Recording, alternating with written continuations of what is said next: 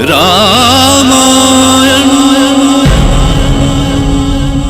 मैं काल हूं। मैंने देखा था कि श्री राम को वन जाने का आदेश देकर कैकेयी ने अयोध्या में हाहाकार मचा दिया था। किसी को अपने कानों पर विश्वास ही नहीं हो रहा था कि कोई राम के साथ भी ऐसा कर सकता था। ये समाचार आग की तरह जहां जहां फैलता वहीं हाहाकार मच जाता। मां कौशल्या का रो रो कर बुरा हाल हो गया था। वो मूर्छित हो गई, किंतु विधि का विधान तो पूरा होना ही था। उसे कोई कैसे रोक सकता था। राम कौशल्या को समझाते रहे, किंतु मां का मन किसी भी तरह समझने के लिए तैयार नहीं था। मुझे धर्म संकट में मत डालो मां। मेरे लिए पिताजी और आप दोनों का आदेश समान है। आप लोगों के आदेश से मुझे मान मिलेगा। त्याग तो सदा भोग से बढ़कर है ना मां। और रघुवंशियों की तो परंपरा है कि राज्य और सिंहासन का उन्हें कभी मुंह नहीं रहा। इसीलिए अब और देर न करो मां और मुझे वन जाने के लिए आज्ञा दो। मैं जानती हूं राम, तुम इस समय अपने वश में नहीं हो। तुम दैव के वशीभूत हो। वही करवा रहा है ये सब कुछ तुमसे। किंतु क्या तुम इसकी कल्पना कर सकते हो कि तुम्हारे बिना मैं कैसे जीवित रहूंगी?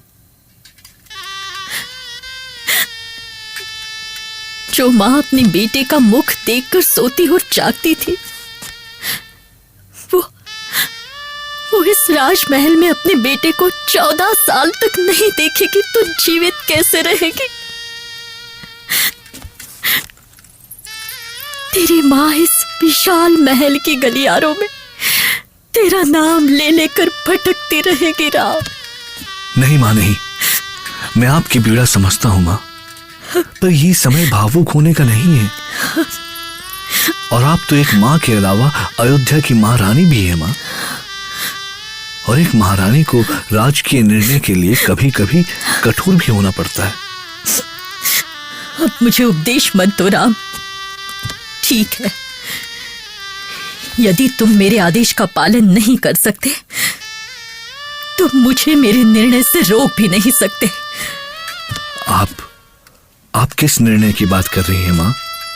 कौन सा निर्णय लिया है आपने? मेरे वन जाने का निर्णय।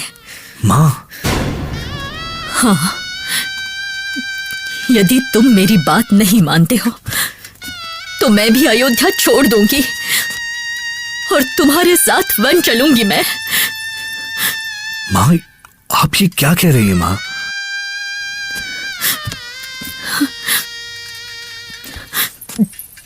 नहीं बड़ी मां, ये अधिकार आपका नहीं, मेरा है, लक्ष्मण का। लक्ष्मण, तुम ये क्या कह रहे हो?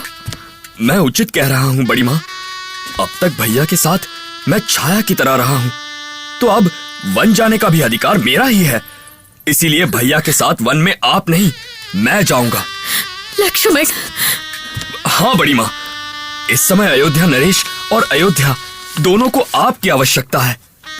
पिताजी बुरी तरह टूट चुके हैं और यदि आप भी उन्हें छोड़कर चल देंगी तो बहुत बड़ा अनर्थ हो जाएगा। ऐसा अनर्थ जिसके लिए हम में से कोई भी स्वयं को क्षमा नहीं कर सकेगा। तो अब तुम भी राम की भाषा बोलने लगे? तुम सब मिलकर मुझे ही कष्ट देना चाहते हो। मुझे पता है कि तुम ये इसलिए कर रहे हो कि मैं वन में ना जा सकूं और मुझे कष्ट ना हो। पर शायद तुम ये नहीं जानते कि राम के बिना अयोध्या भी मेरे लिए वन से कम नहीं है। तो ठीक है बड़ी मां, यदि ऐसा ही है तो वन में आप पिताजी के साथ रहेंगी और मैं भैया के साथ। लक्ष्मण, मैं जान गई, अयोध्या में सब मेरे शत्रु हो गए हैं। पति, पुत्र, सब। कोई कुछ सुनना नहीं चाहता। मैं भी अब किसी का मुंह नहीं देखूंगी।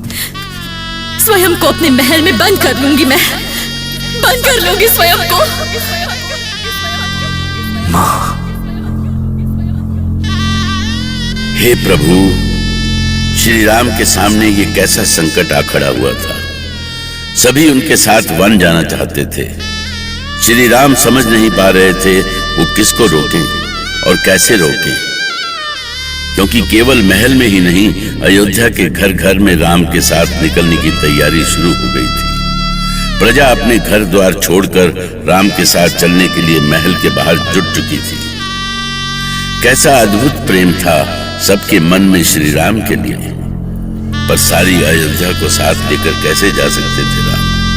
उन्हें तो वनवास करना था, और यदि सारा नगर ही उनके साथ हो लेता तो ना वन वन रहता, ना वनवास वनवास। मां को जाने दीजिए भैया। इस समय पिताजी को मां के सहारे की आवश्यकता है। किंतु लक्ष्मण, सब मेरे साथ वन क्यों जाना चाहते हैं? सब नहीं भैया, केवल मैं जाऊंगा, और इसके लिए मुझे किसी की अनुमति की भी आवश्यकता नहीं है। लक्ष्मण, लक्ष्मण, भावुकता में निर्णय मत करो। तुम्हारे साथ और लोग भी जुड़े हुए हैं, माता और तुम्हारी पत्नी उर्मिला। माता से अधिक मुझे और कौन समझ सकता है भैया। और रही बात पत्नी की, तो उर्मिला ये बात अच्छी तरह जानती है कि मैं किसी का पुत्र और पति बाद में हूं, राम का सेवक पहले। और भैया, ये भावुकता नहीं है। मैंने जो कुछ भी निर्णय लिया है पूरे विवेक से लिया है। तो क्या तुम्हारे विवेक ने तुम्हें यह नहीं बताया लक्ष्मण कि इस समय भरत और शत्रुघ्न अयोध्या में नहीं है? पिताजी का हाल क्या है? ऐसे में भी तुम वन जाओगे तो उनका क्या होगा? अब तो मैं निर्णय कर चुका हूं भैया। मैंने कभी आपको अकेले नहीं छोड़ा है, एक पल के लिए भी नहीं। तो आप ही बताइए, भला मैं ऐसी स्थिति में अपने स्वामी को कैसे छोड़ सकता हूं? लक्ष्मण, एक तो तुम मुझे स्वामी और स्वयं को सेवक मानते हो, और फिर मेरी आज्ञा भी टाल रहे हो। यदि तुम सचमुच स्वयं को मेरा सेवक मानते हो तो स्वामी के वचन का पालन करो और अपने धर्म के मार्ग पर चलो।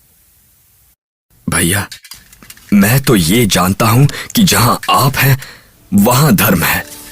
मैं वहां आपका सेवक रहूंगा, आपके संध्या वंदन और हवन पूजन में आपकी सहायता करूंगा। यहां पर तो भैया भरत और शत्रुघ्न रहेंगे ना। माता पिता और प्रजा सबका ध्यान रखने के लिए वही लोग हैं। फिर मैं यहां रहकर क्या करूंगा? बस आप मुझे इस सेवा से वंचित ना कीजिए भैया।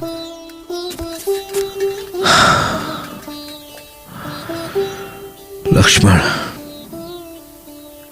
मैं तुम्हारे हठ और समर्पण के आगे विवश हूं लक्ष्मण, क्योंकि मैं जानता हूं कि तुम यहां रहे भी तो तुम्हारा यह समर्पण तुम्हें और कुछ सोचने नहीं देगा। तो भैया, मैं आपकी इन बातों का क्या अर्थ समझूं? इसका यही अर्थ है लक्ष्मण कि तुम भी मेरे साथ वन चलोगे। जाओ, जाके माता सुमित्रा से अनुमति ले लो और वन गमन की तैयारियां करो। विदा की घड़ियां जैसे जैसे पास आ रही थीं, अयोध्या आंसुओं के सागर में डूबती जा रही थी। अयोध्या के महल और गलियों में जहां कभी मोती बिखरे हुए होते थे, आज हर ओर आंसू ही आंसू थे। बड़ा मार्मिक दृश्य था। और ऐसे में लक्ष्मण मां से विदा लेने पहुंचे। मुझे लगा कि जाने सुमित्रा अपने मन पर पत्थर रखकर लक्ष्मण को विदा भी कर सकेगी या नहीं। लेकिन सुमित्रा सबसे छोटी रानी अवश्य थी, पर उनका मन बहुत विशाल था। प्रणाम मां। यशस्वी भव पुत्र। ये क्या मां? ये आपके हाथ में क्या है? वन का रास्ता जाने कितना लंबा होगा लक्ष्मण, तुम्हें इसकी आवश्यकता होगी। तो क्या बेटा? तो क्या आपने मुझे वन जाने की आज्ञा दे दी? मैं तुम्हें आज्ञा ना भी देती तो क्या तुम रुक जाते लक्ष्मण? मां, मैं क्या कहूं? तुम्हें रुकना भी नहीं चाहिए पुत्र। जहाँ तुम्हारे बड़े भाई राम हैं, तुम्हें वहीं होना चाहिए। उनके चरणों में ही तुम्हारा स्वर्ग है। सदा उनके साथ रहना, और हाँ, उन्हें कोई कष्ट मत होने देना। जाओ बेटा, तुम्हारा स्वर्ग तुम्हारी प्रतीक्षा कर रहा है। माँ, लक्ष्मण को ऐसी आशा भी नहीं थी कि उनकी माँ की भी वही इच्छा होगी जो उनकी है। राम को लगा कि अब तो उनके जाने में कोई बाधा नहीं है। माता पिता का आशीर्वाद लेने के बाद अब भला और क्या बाधा हो सकती है उनके वन गमन के मार्ग में। पर उन्हें क्या पता था कि कोई और गेरुए वस्त्र पहने उनके साथ चलने को तैयार है। रामायण